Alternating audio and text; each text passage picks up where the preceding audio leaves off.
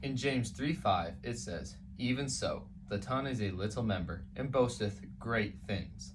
Behold how great a matter a little fire kindleth." The tongue is one of the greatest tools God chose to give to us. So much good can be done with the tongue. Whole careers are made out of speaking to people. Motivational speakers make a living out of helping people realize what they're capable of by using their own words. Politicians use these words to put a nation at ease from threats, warn a nation, and even fight wars such as the infamous Cold War.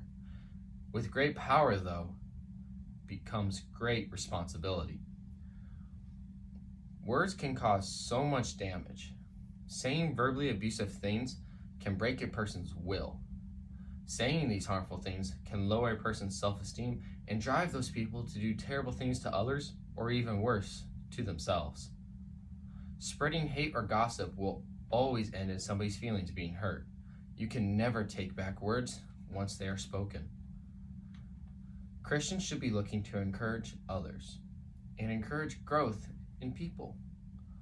Our words should never be used to harm another person. This small member of the human body is quite literally the most powerful. We should be encouraging others and discipling others with our words. How do we become better at this? By becoming embedded in God's word and learning to become like Christ in our daily talk and conversation. The tongue is a small member of the human body. The size of the tongue is very small in comparison to other parts of the human body. The amount of power the small member holds is extremely significant to how we live every single day. There's a story called Kind Words I'm going to tell you now that just emphasizes how powerful this small member is. Arthur Gordon was cleaning out his family home when he came across something he had found to be of great value. It was a trunk full of family letters. They told of the events of past generations and expressions of loyalty and affection and delight. These were rarely verbalized in his immediate family. One writer said, "Have I told you lately what a wonderful person you are? Never forget how much your friends and family love and admire you."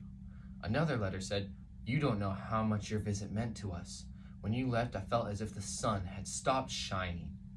Gordon said, "I don't know what generation of my family put a check on the release of such emotions, but I do know that it seriously interferes with one of the deepest of all human needs, the desire for acceptance and approval.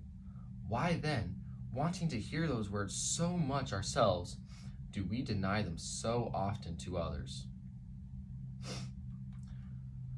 Not only is the tongue a small member of the body, but it can also be used for, sadly, evil. The tongue is capable of evil. In James 3:8 it says, "But the tongue can no man tame. It is an unruly evil, full of deadly poison." The tongue is capable of spreading hurt to many people, and the tongue is also capable of discouraging many.